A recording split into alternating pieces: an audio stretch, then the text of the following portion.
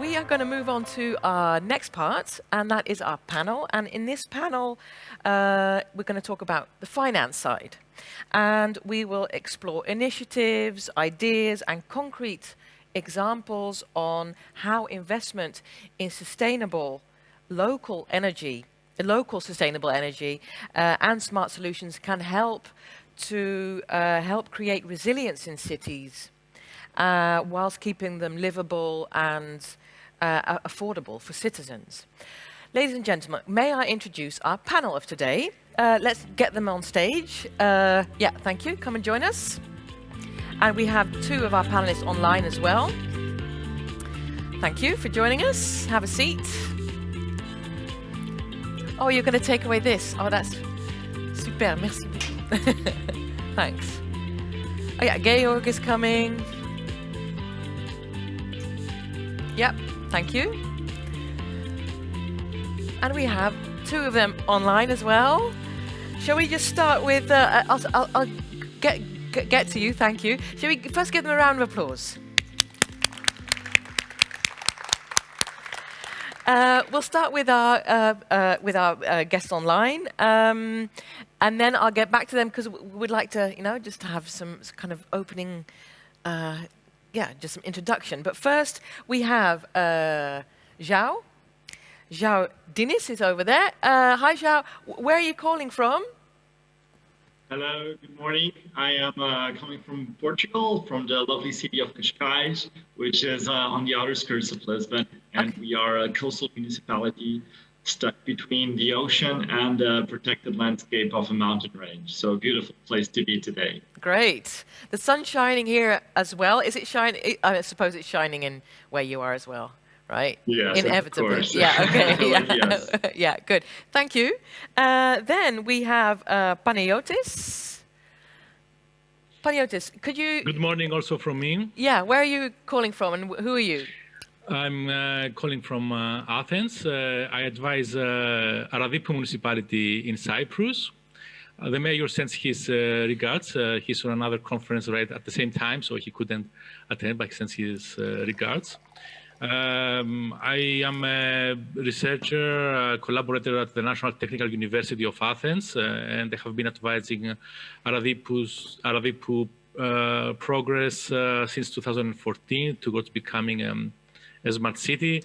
Aradippou is a member of the board of directors of Energy Cities, a very active one, and I'll be very happy to share with you two projects, the results of two projects we have experienced with Aradippou, the Innovate project and the City Finance Lab award we have received.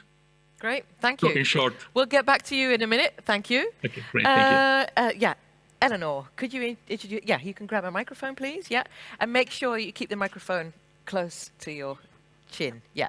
Hi, hello everyone. My name's Eleanor Keane. I'm on the investment team at Asper Investment Management. I also actually got a master's in infrastructure planning and development, so I would, like Erlo, call myself a city lover, definitely, and I'm very pleased to be here. And you're based in London, so city That's lover. Correct. Yeah. Yes, and we invest in European cities, which is what I will be speaking about later. Good, thank you. Go ahead. Could you introduce yourself? Good morning, everyone. My name is Florinda Boschetti. I'm currently working with EIT, Urban Mobility, the Knowledge and Innovation Community. I'm here today with two colleagues of mine. You have already met Christy and Flavio. They're in the audience. Could you give us a wave? Where are you? Yeah, it's Christy over there. And Flavio, where are you? It's behind the scene, I suspect. Ah, yeah. Okay, yeah. I'm an urban planner and an expert in sustainable urban mobility. I'm from Milano, from Italy, but I'm currently based in Brussels over the past 13 years, always working with city networks, cycling advocacy for improving livable cities and more sustainable mobility systems. Great, thank you as well for being here. Georg. Yeah, good morning. My name is Georg Houben. I'm working at DG Energy. So Eero was obviously quoting me a bit on a few things, but that's simply because we are both very enthusiastic about the idea of smart cities. That's also the reason why I'm taking care of the Smart Cities Marketplace and a number of other initiatives, meanwhile, the Covenant of Mayors, as well as the Covenant of Companies. So I'm really looking into this sort of integrated smart city approach, sort of trying to really make it work. And yeah, I'm fully enthusiastic since a bit more than 10 years on this topic, Wow, yeah. which is a bit unusual for the Commission, I understand, but still, I'm still burning for the topic, so you see me here. We're pleased you're and here. I'm very happy to join this panel. Great, yeah. And yeah, Good. see what happens next. Yeah, good. Thank you. Yesterday, I started the panel, and I'm going to tell you this as well. I sound English, but as you just heard, I'm also Dutch. So that means that I use my Dutchness sometimes to be blunt, with a smile, and it's because I want to make sure that everyone gets the same time. Well, not maybe exactly the same, but that that we keep each other sharp. So that's my role. It's my Dutchness, and that's what I'm here for, as I said yesterday as well. So please excuse me if I interrupt you. That's how it's going to go. Okay. I know that João prepared just some brief slides for us as a kind of introduction to, important things that you want to share with us. And let's take 3 minutes to do this. Is that okay?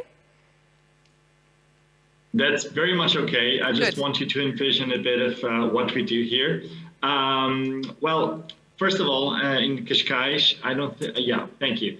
So first of all, in Cascais, where we're, like I said, we're a beautiful landscape place here in the outskirts of Lisbon, and we are very happy to protect this heritage that we have, which is both natural and cultural.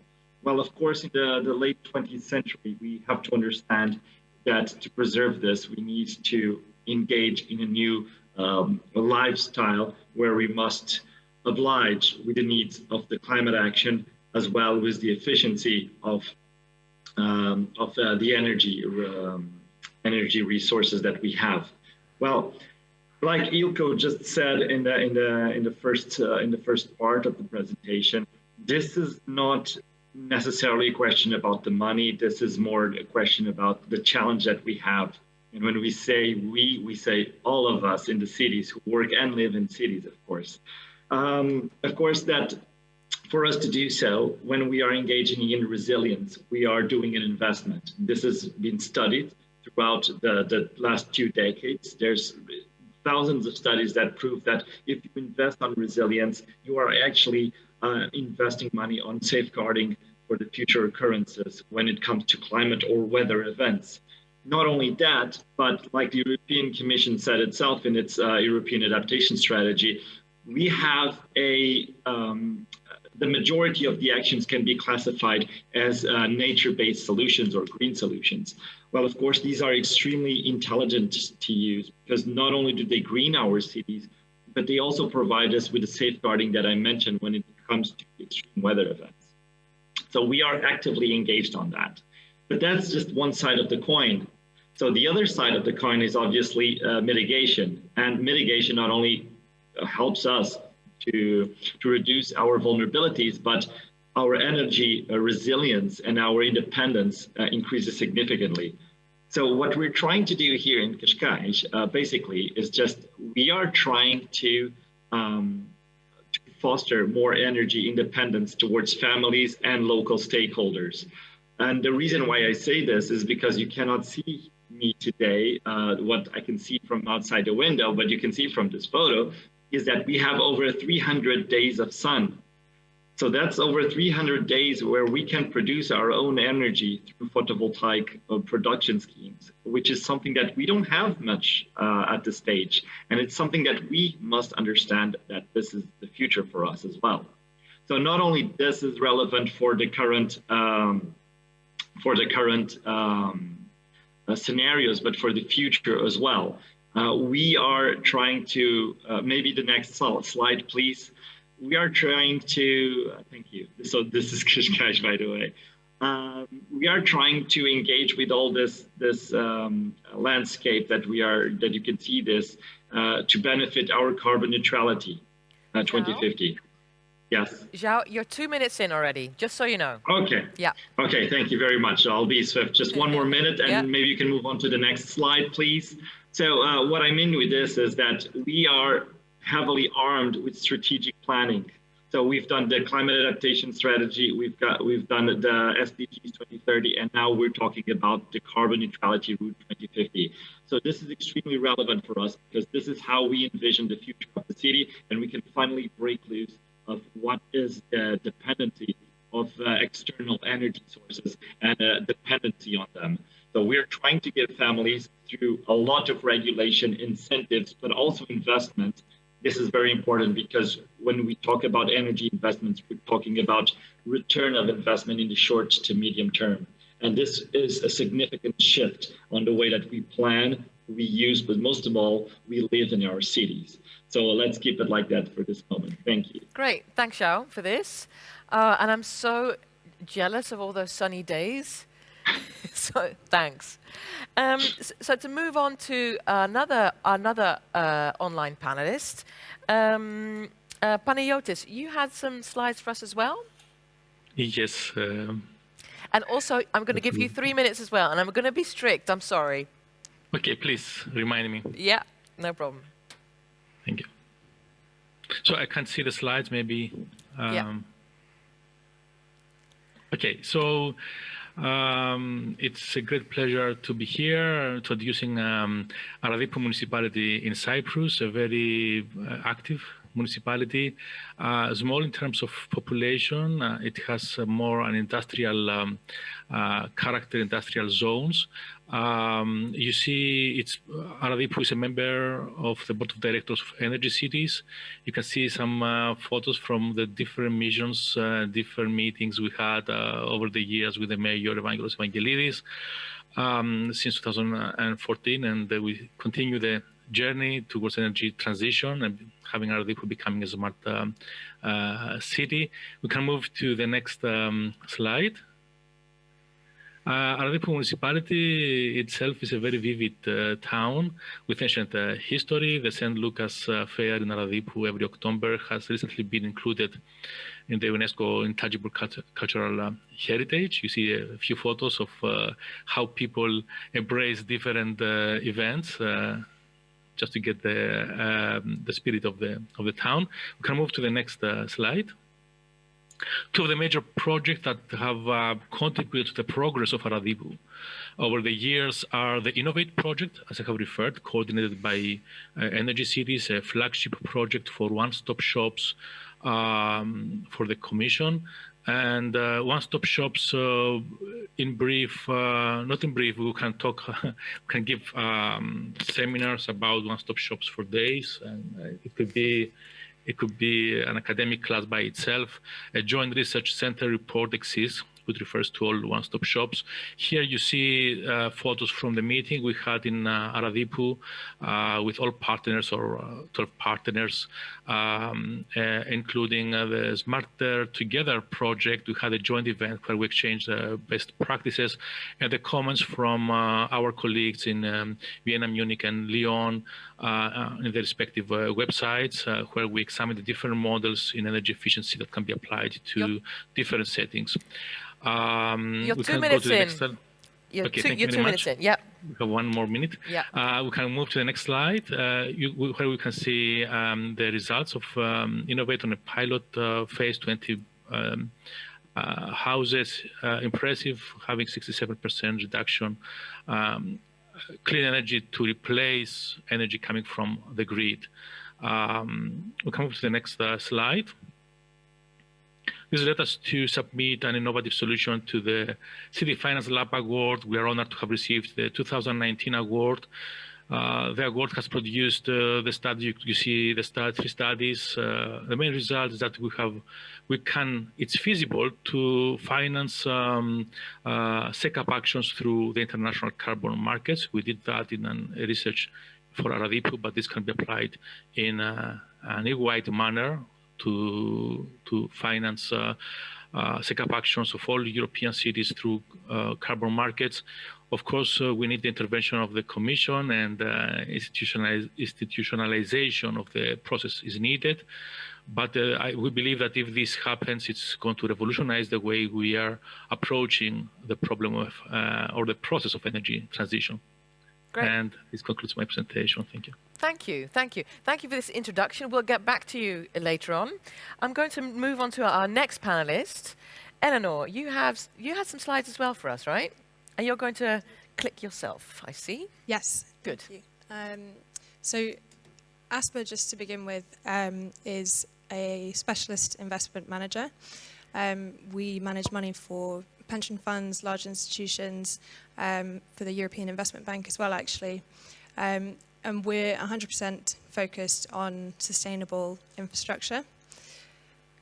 What we look to do is we look to build out large portfolios of assets by going asset by asset from scratch through greenfield, completely new construction, as well as through M&A. And beyond just building and owning these assets, we look to build companies, really vibrant, successful companies around the assets. So we're looking to build the companies of tomorrow. In terms of the types of investments that might be needed to create resilience in cities, we've seen a lot of numbers banded around over the last few days. Yeah, but there was a study that was published by Goldman Sachs actually in the middle of last year, and it talks about 56 trillion of investment needed in order to reach the target of 1.5 degrees Celsius by 2050. That's a huge number. This is a global figure, but I think the important thing that their work showed was just that this goes way beyond renewable power, and that there are so many different asset classes, sectors that are in need of this level of investment. In terms of building resilience, that's really about increasing efficiency and building smart, sustainable cities. For Asper, we see a really important part of this being heating. I'm sure we all know that heating and cooling accounts for 50% of Europe's energy demand, about 40% of its emissions. And heating is a space that Asper has been involved with since 2014. We started with an investment in Sweden in a company called Vasavame. And currently we are investing in the Netherlands in building out district heating networks in small and medium-sized towns. And we're also involved in an EU project called D2 Grids, which is looking at building out fifth-generation district heating, so kind of best-in-class new technologies for district heating and cooling. Then looking at local energy solutions and how they play a role, what we're doing in the Netherlands, I think, is a good case study. So in the Netherlands, we have a 250 million euro fund, which is dedicated solely towards building out these small and medium-sized networks. We have partnered with a local developer, and these networks are being built out under the name Energy voor elkaar, which, forgive my Dutch, means energy for each other. But the local presence for each of these networks is extremely important, so they all operate under a separate brand name and have a very local identity. 2 minutes, Mark. You're okay. 2 minutes in. Thank you very much. And yeah, they're inherently local. The demand obviously is coming from local businesses, local residents. And then on the supply side as well, with trends in decentralization, we're seeing that that is increasingly local as well and requires a very good understanding of what's going on the ground. And this next slide, we just like showing because it's pretty cool. It really brings things to life and it shows the potential of these networks. This is the planning for one of the networks that we're working with, and it integrates the demand side and the supply side as well. And yeah, just really brings things to life, we think. Then finally, who's this all about? Ultimately, it's about customers, it's about cities, it's about people who live in, use, go through these cities in their everyday lives. And cities play a big part, cities in terms of the local government, play a big part in facilitating the energy transition, and specifically in this context in facilitating the growth of these networks.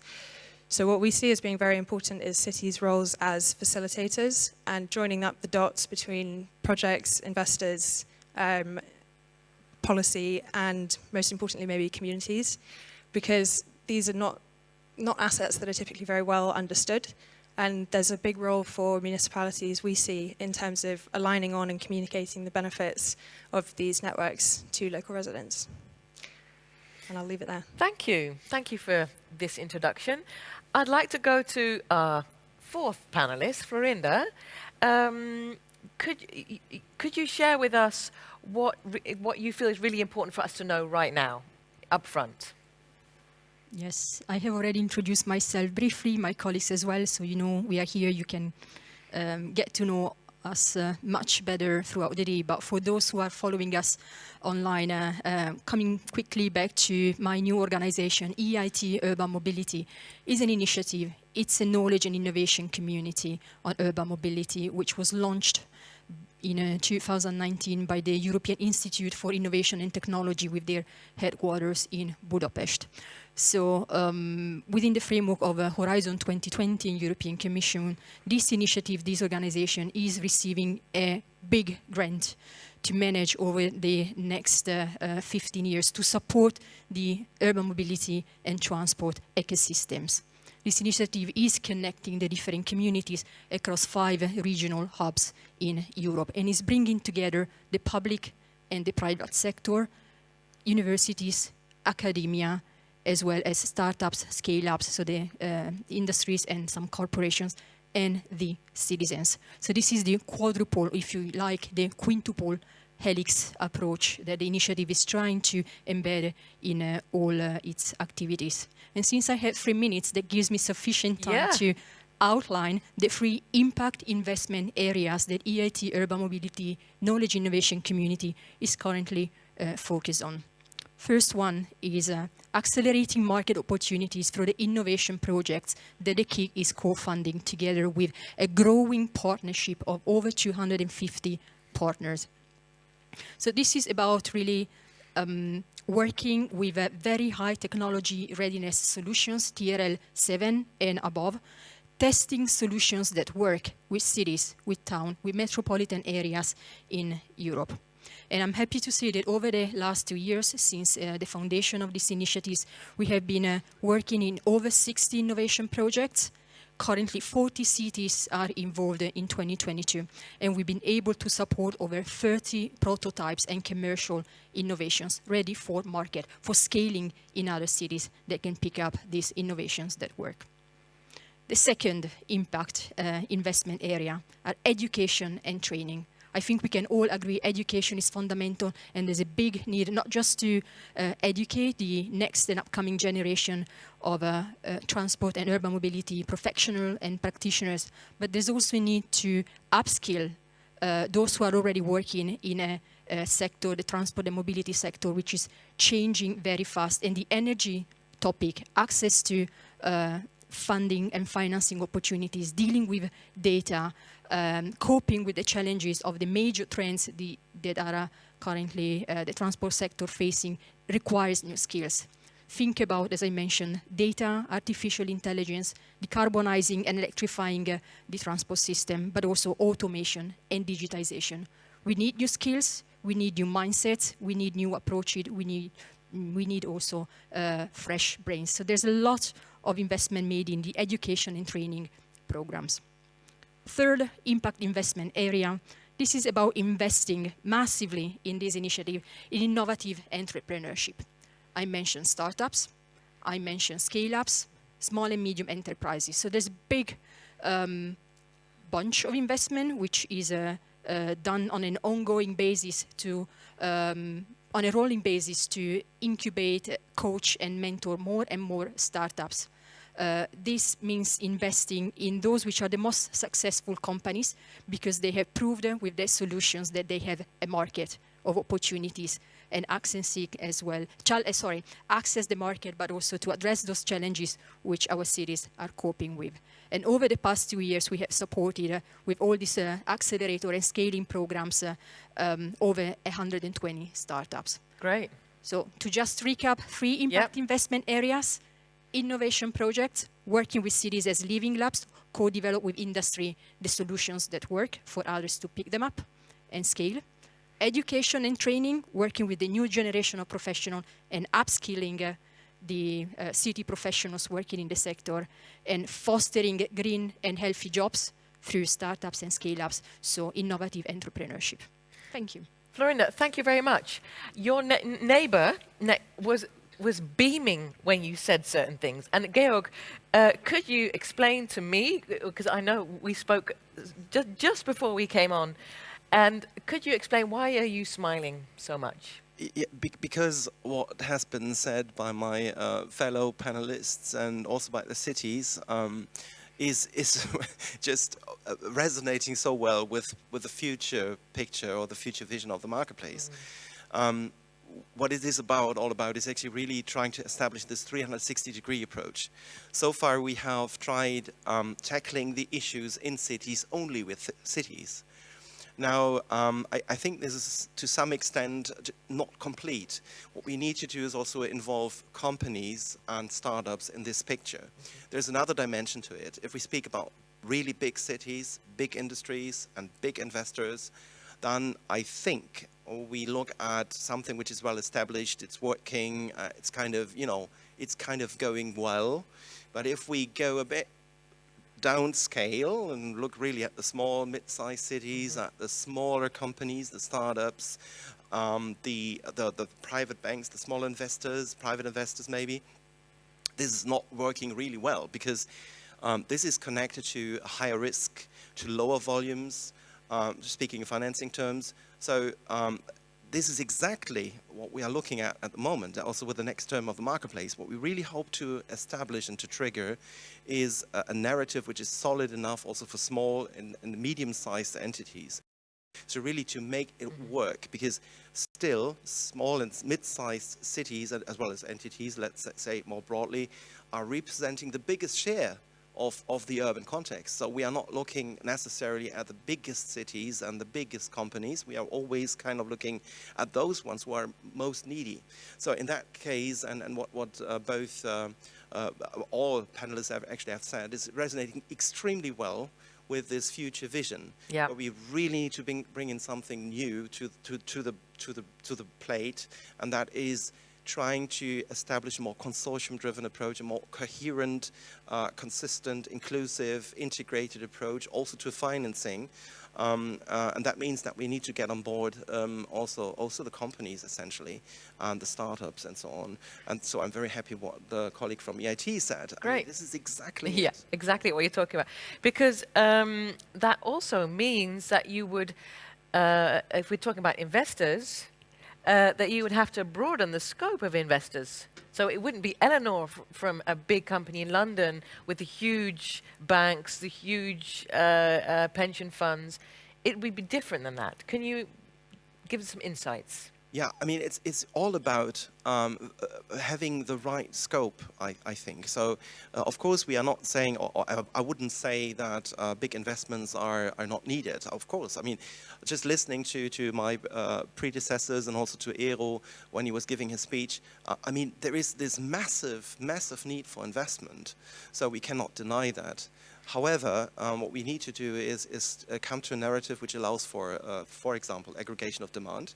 So really making cities and entities team up, maybe in consortia, looking into the same challenge, but maybe in bigger volumes, which would allow for bigger investors to enter the picture and to maybe help financing these projects, for example. But aggregation of demand is easy to say, but difficult to realize. So I think that the marketplace is exactly there to help with that, with the partners we have. Shall we go to Panayiotis? Because I can imagine that this aggregation of projects is easier said than done. Panayiotis, could you give your view on this? I totally agree. I totally agree with the highlighting of the need for aggregation, and I totally agree also with the complexity that this entails. And as an answer to this complexity, municipalities can play a central role in, it was also mentioned before, that they can interact with the citizens, they can aggregate small projects, the average project based on our experience with different cities, also in the Netherlands that we had a partner, is around 5,000 euros.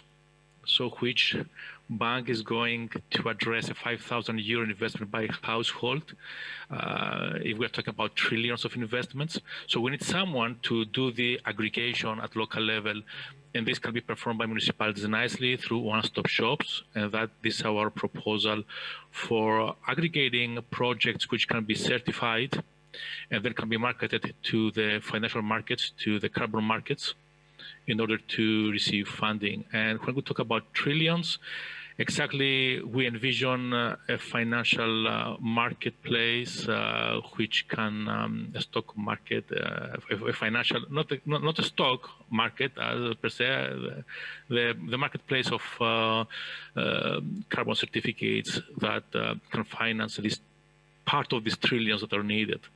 Okay, I'll get back to that in a minute. And let me just go to João. How do you feel about this aggregating of projects? And then perhaps I can go to Eleanor, because I wonder how you feel about this. João, please go ahead. Thank you. Well, it definitely adds a lot of scale to the investments. So it's much more attractive for investors, but also for us, for cities, because we can definitely work with a safer investment fund. We can work with better technology, and of course that helps a lot. So like our friend from DG Energy said before, well, we definitely need to aggregate and work together and strengthen that collaboration. But we also need to understand that we could use a bit of help on a top-down approach. I know that for a city, this is almost sacrilege, but we need a bit of support from the top-down approach when it comes to energy and carbon neutrality policies. And the reason why we need that is because we need a bit of support when it comes to public procurement to make sure that these funds are well protected and they can definitely see the return of their investment in the short to medium term. And us cities, we struggle a bit with that. And we need a lot of, not a lot of, but good policies that could foment our colleagues, our investors, and so on.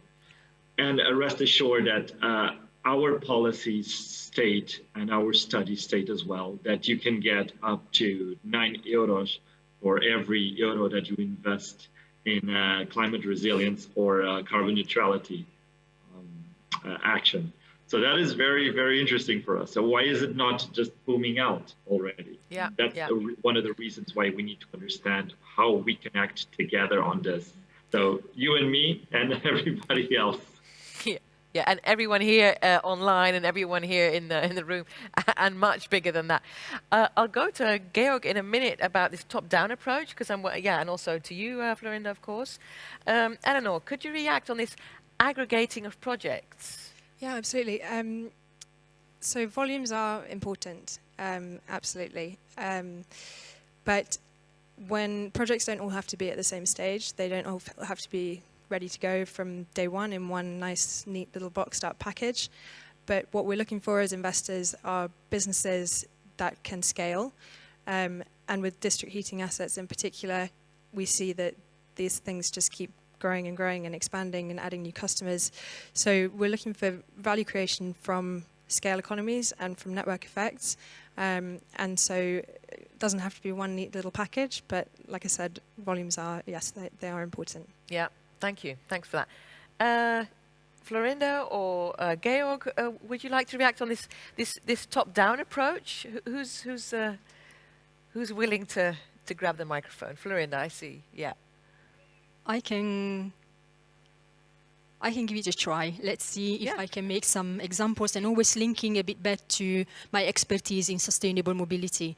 I think cities have good policies. We see big support that cities are receiving from the Commission in guidance support and capacity building to develop sustainable urban mobility plans, sustainable urban logistics plans, and now for the Covenant of Mayors, the SECAPs, the energy plans. There's a need maybe for better integration of all these policies. One among the many barriers that cities have in implementing and deploying implementing policies and deploying projects and measures sometimes is having access to some more agile legislative frameworks. An example, and I will mention my hometown, so no one should feel excluded. I know well Milano, but when speaking with them last Friday, they said, we would like to do more of innovation projects, but sometimes we feel a barrier, top-down barrier in this case, when we would like to close off some roads to test some automated and connected vehicles. We need to request permission from the ministry. That takes a lot of time. Rules are so rigid. We have GDPR. We have plenty of rules, probably in the audience better than me, that pushes back the intention of a city to experiment with innovation. That takes ages before actually you can have even a small-scale pilot in a city. So definitely there's a need for central government support, as João was mentioning, be top-down to enable innovative approaches and experimentations. Another example is always in Milano, when testing a new type of payment, maybe to produce energy with solar power or just people walking on a payment. Again, they need to request to the central government an authorization, and that takes, again, a lot of time. Yeah. So maybe these are two examples, same city, but could apply to any city where there's a need for not just horizontal collaboration, but also vertical collaboration across all levels of government, and leave the cities the possibility to innovate in agile ways. Yeah. Anything to add to this? When it comes to top-down, I mean, obviously, I'm also called in a way. I mean, barriers were mentioned. Barriers is, I think, one of the sort of hot topics, and also the hot potatoes, if I may say so. I see the colleagues from the Covenant of Mayors present in the audience, which is great. We actually recently, triggered that discussion. Of course, in the current context, you can imagine that we now have a bit of a strengthened discussion on energy poverty, obviously, on the high energy prices and all that. So Repower EU is now the hot thing, the next big thing. And in that context, we still see cities representing 75% of the EU's population being really at the core of it, in the eye of the storm, if you want. And so we are very interested in learning about the barriers. And also there is, of course, some legislative packages on the way, being transposed at the moment, and so on and so forth.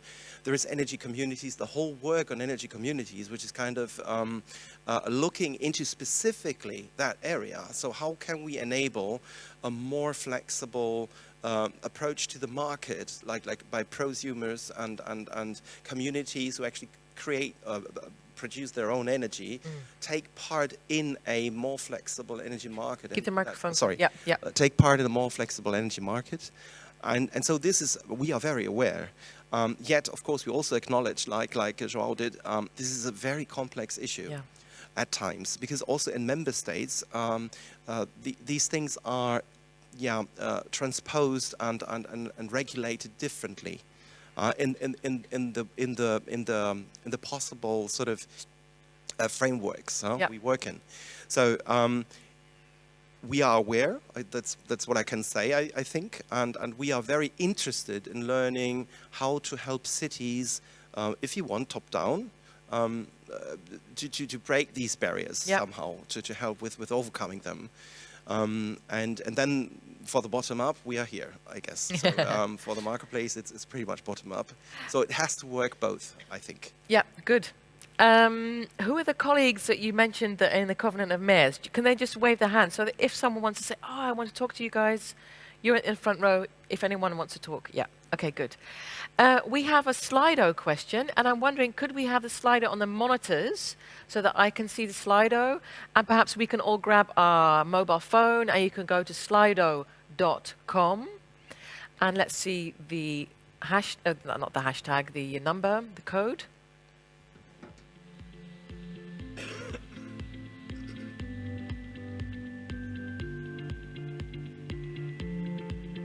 It's main expectation. Let's see if we can change course if necessary.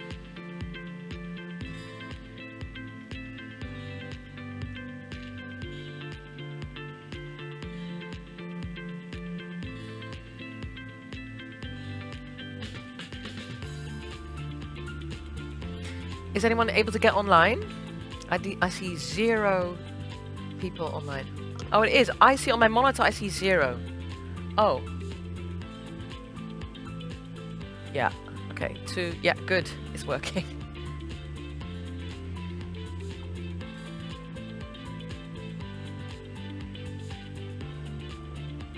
Yeah, collaboration. We talked about that a lot yesterday and today as well. Yeah. High expectations. I hope we meet your high expectations. Design. I wonder what design. Is there anyone in the audience or anyone online can elaborate on design? You can put it in the chat if you like, and then one of the colleagues here can jump up on stage when you're done. Another high expectations. That's too small here. I can't read it.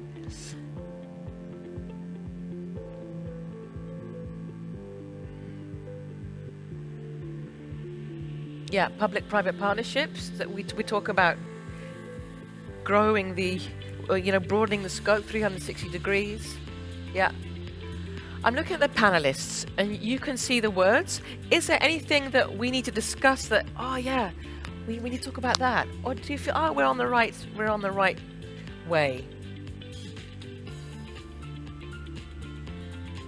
Anything that sparks? Thank you for doing this, for completing this Slido. Great. 42 people have done this. Great.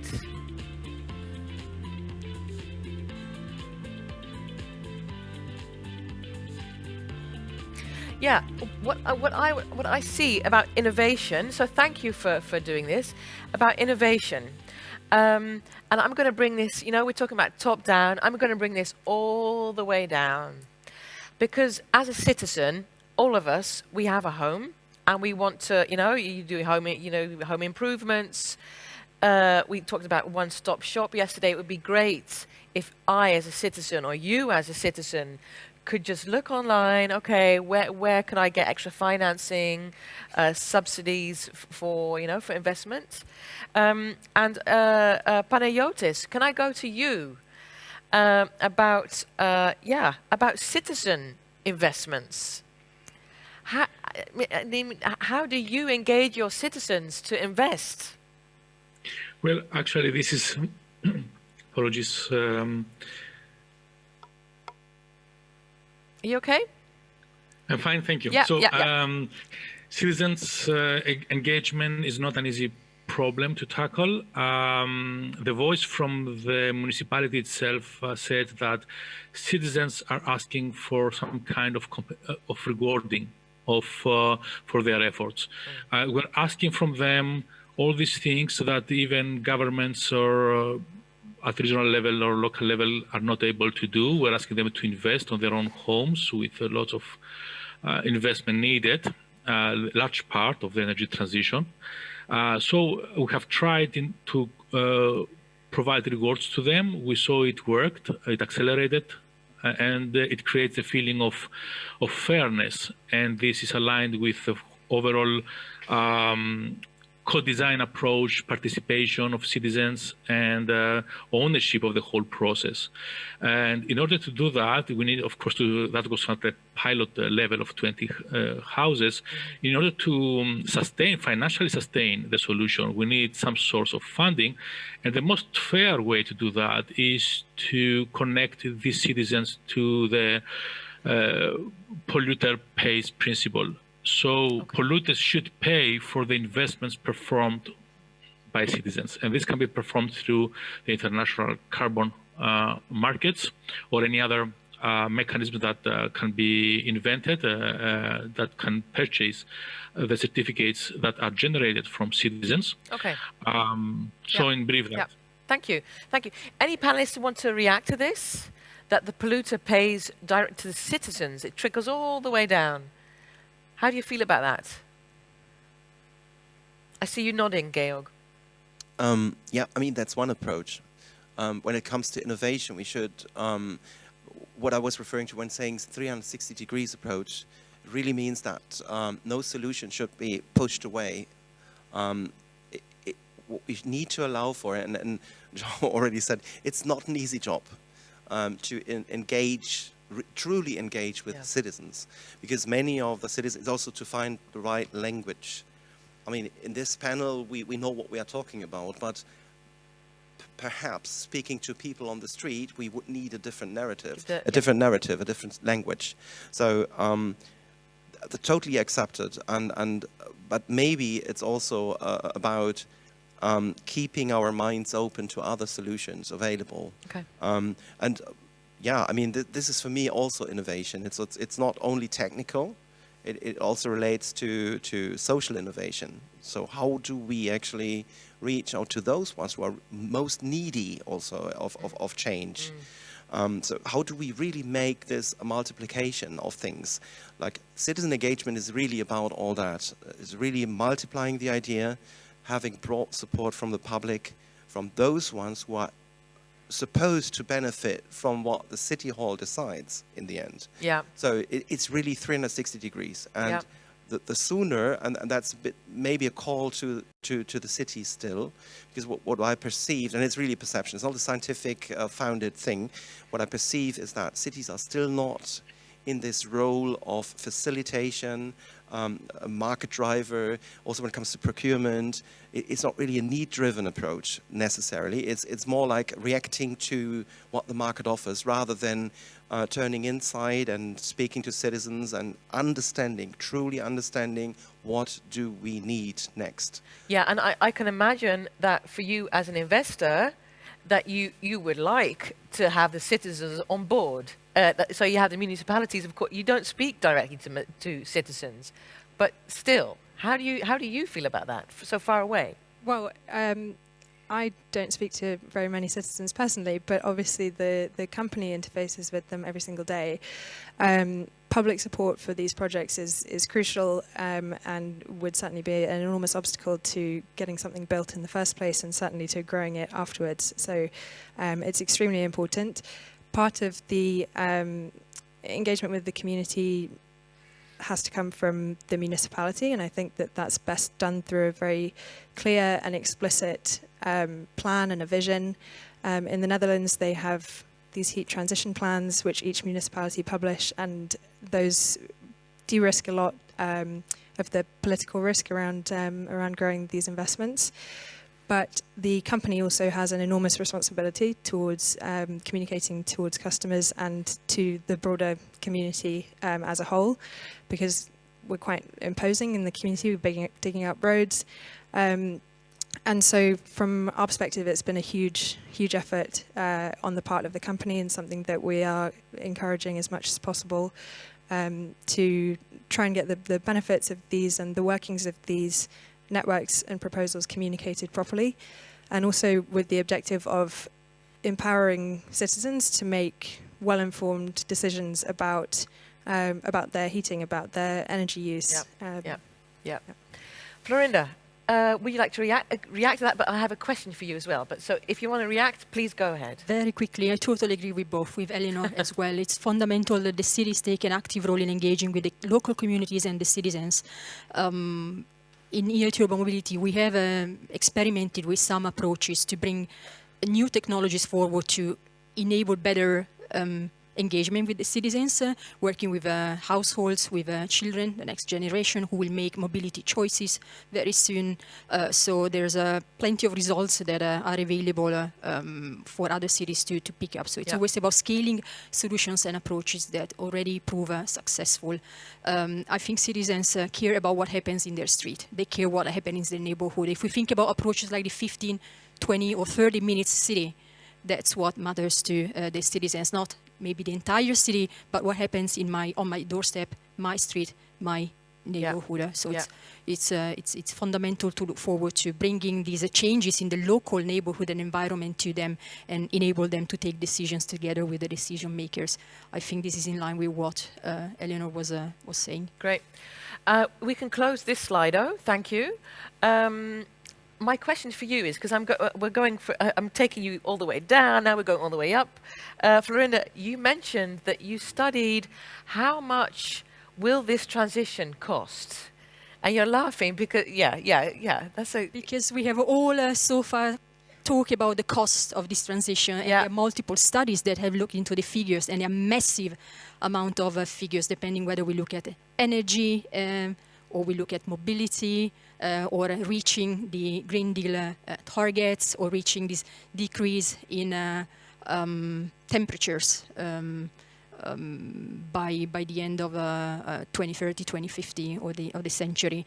And indeed, EIT Mobility as well has conducted a study, has commissioned a study to a group of transport economists, and I can give you some facts and figures about how much would it cost the transition to more sustainable urban mobility in cities, which is very much linked to energy as well, obviously. So in this specific sector, the cost by 2030 would be of 86 billions of euros compared to business as usual. So cities are already investing a lot in more resilient public transport systems, in improving public space, in improving infrastructure for active and healthy mobility. And on top of that, additional 86 billions would be needed.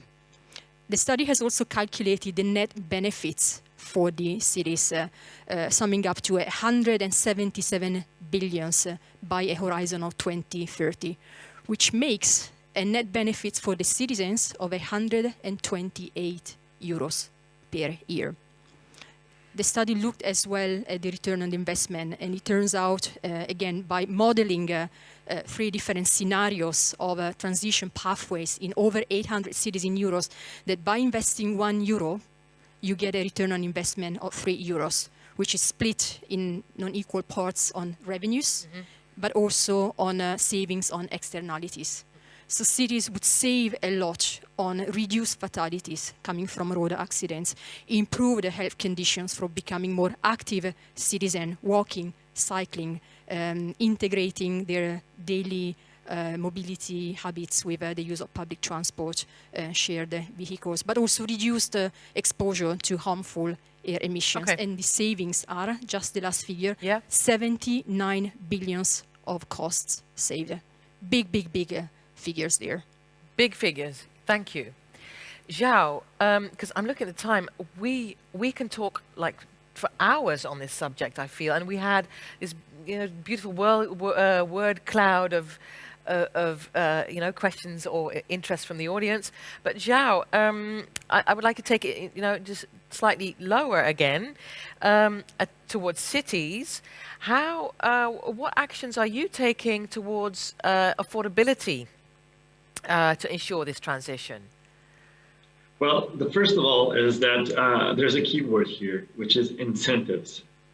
So families need incentives to start their own individual transition to make sure that they do understand the benefits of engaging, for example, in a more efficient and environmentally friendly mobility pattern. For example, here in Cascais, we are the first Portuguese municipality who has directed parking and other taxes towards public free mobility. So it's free for any resident or person who works in Cascais to just go on the bus, hop on the bus, go out anywhere without paying a single euro. And that's amazing for us. And we've seen a significant increase, and because we've given that incentive. When we're talking about going around mobility again on bicycles, we're talking about creating safer routes for people to ride the bikes, and for people to buy electronic bikes with tax incentives as well. And of course, I don't know if it's the same there in Brussels or in your own countries, but there's been a significant backlash because the demand has been so great that bike companies cannot provide enough for the demand, which is amazing. And there's been a significant shift here in Cascais as well on that. So I would say safely that for us to trigger this, we would need to invest in some smaller scaled pilot projects where we can prove the benefits of these approaches on energy efficiency. For example, another project that was mentioned was energy communities. So from my understanding, Germany has over 1,000 energy communities, and in Portugal, we have none. Yet we probably have 3 times more sun and energy production potential than they do. I don't know if these numbers are correct, but it gives us a sense of scale. So why are we not acting on this? Yep. Well, Okay. of course, Yeah, when it comes to this approach, we obviously try to engage the citizen. We've been having a great successful governance model where we go through these pilot projects, we talk to a neighborhood, we invest, we implement, we analyze the success and the financial winnings, which is extremely important for families. And then we just replicate it. So we're doing the first energy community here. We're invest over, I think it's 1.5 million euros more or less. And the interest has been overwhelming. We had a meeting with citizens where we secluded a small room and we had to go to an auditorium because people from all over the municipality popped up. Yeah. Everybody wants this. Yeah, so good. where are we doing this? So that's a bit of a question and reply at the same time. Good, good, thank you. As I mentioned, we can talk for hours on this subject, I know. And I would love just to have just a few minutes time to see if we can have, is there a question in the audience? Yeah, please, come on.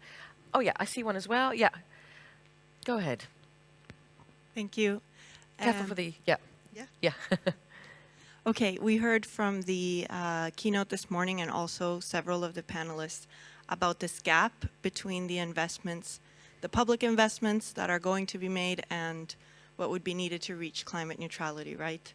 I'm coming from Cleantech Scandinavia. We basically run a network of climate impact investors, and we have a number of initiatives to promote these dialogues and collaboration between municipalities and private investors.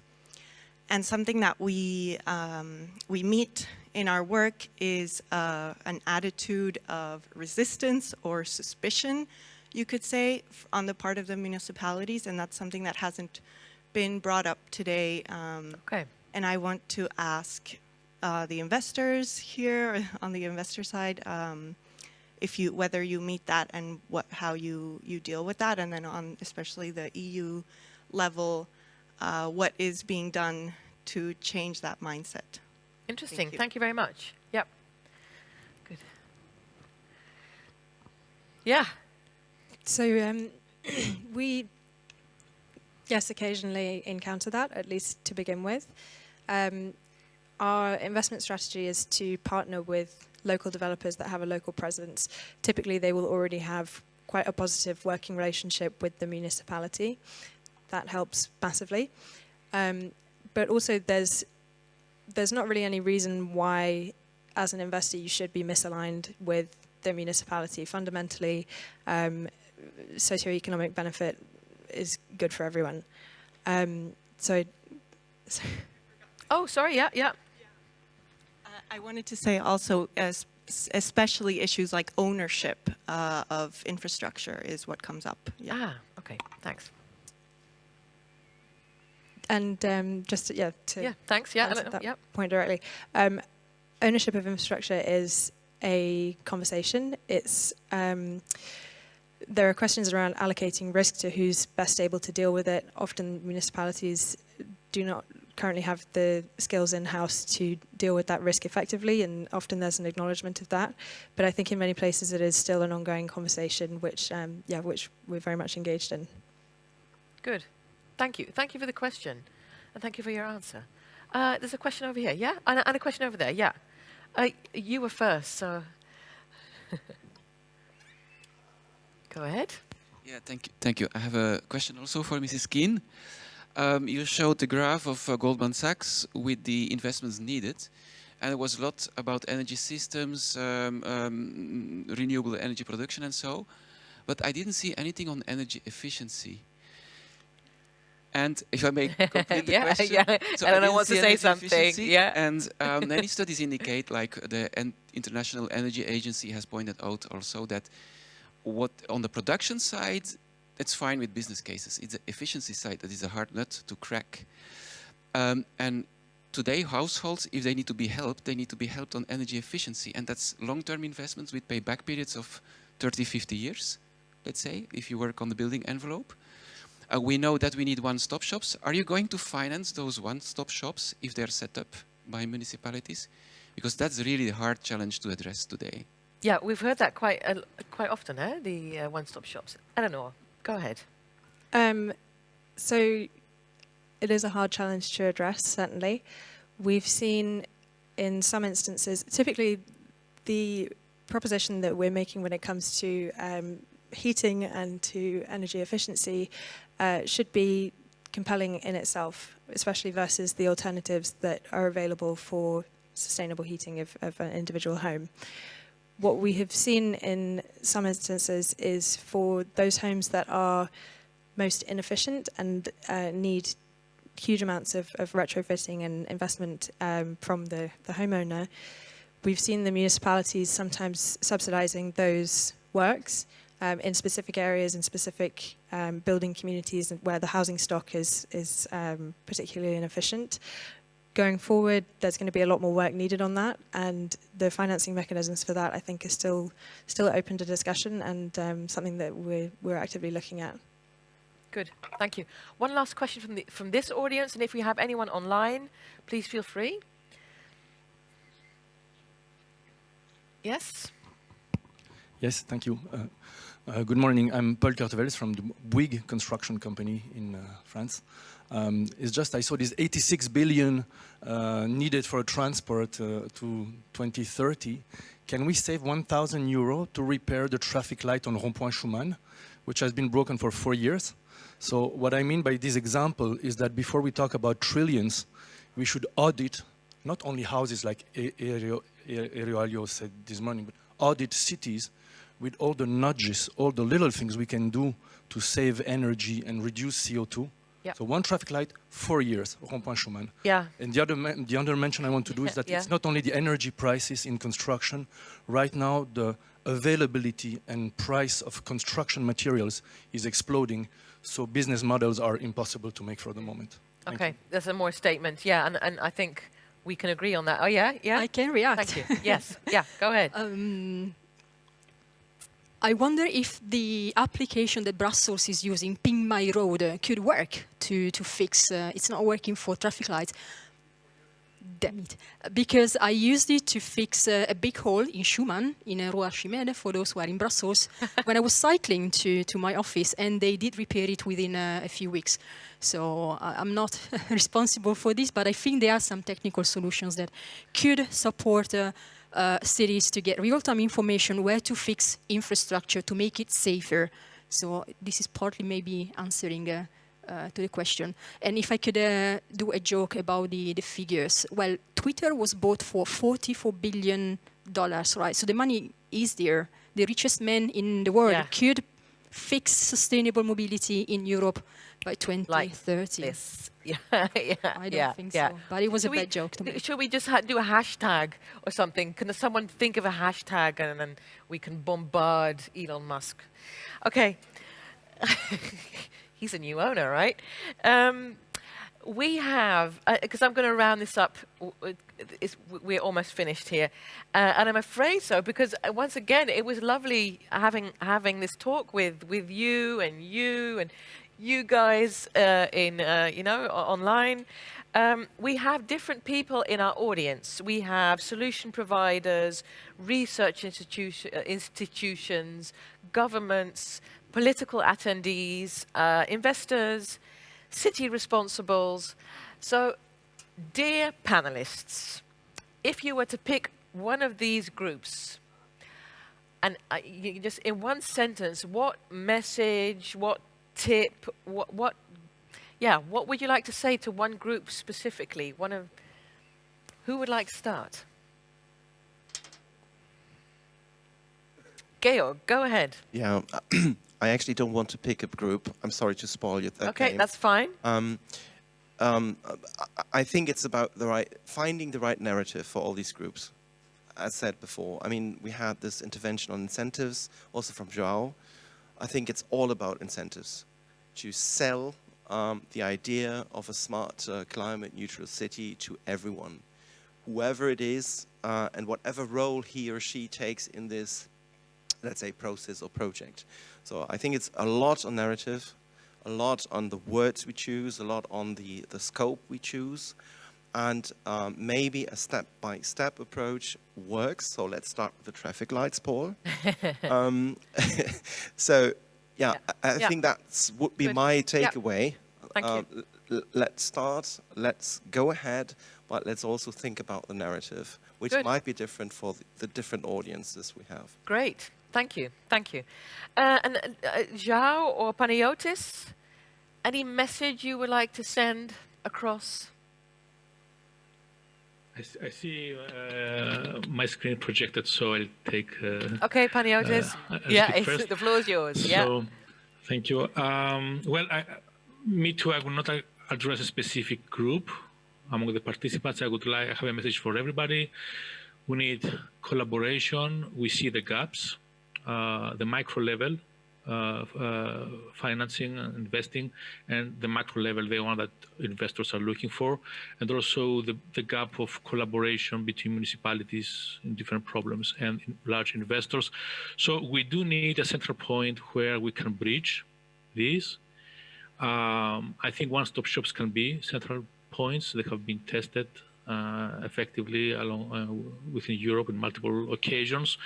And I liked very much the top-to-bottom-up approach, this a continuous cycle that can be performed. And if you need a good point to have your base to do this iteration for optimizing this collaboration and making things converge into bankable projects that can be invested at large scale.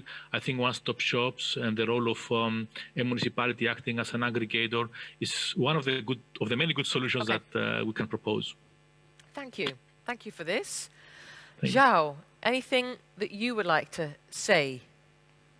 Yeah, well, regarding the last intervention, the fun intervention regarding Twitter investment. Well, Elon Musk bought Twitter, and I think most of the money comes from his investments and his own money from Tesla, for example, and others.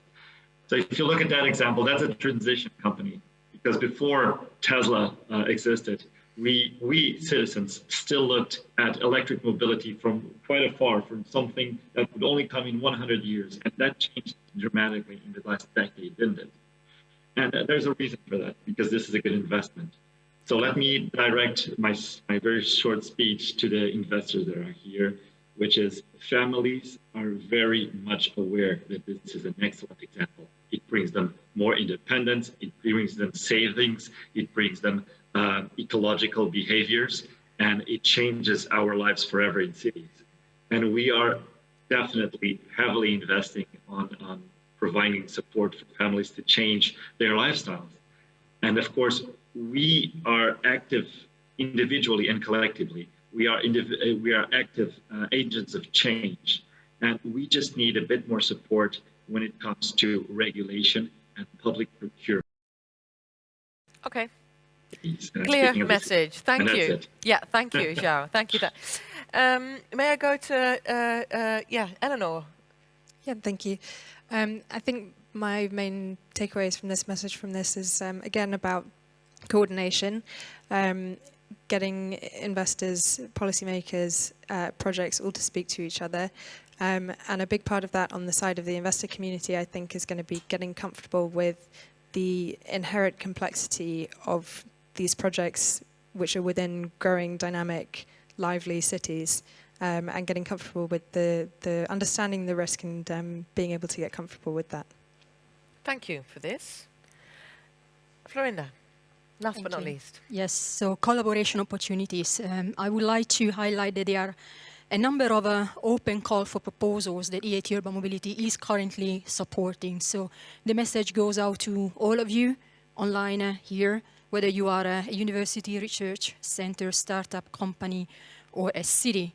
We need all of you to co-develop these solutions that work for our cities today and tomorrow. So look up the website, come and see us. There are call for proposal in citizen engagement, public realm, innovation projects. It's closing tomorrow, but for startups and SMEs and as I said, education and training programs. So look it up. There are plenty of opportunities open right now to develop these solutions that work and implement them as fast as possible. Thank you. Great, thank you. Can I have a big round of applause for our panelists? Well done. Thank you. Thank you.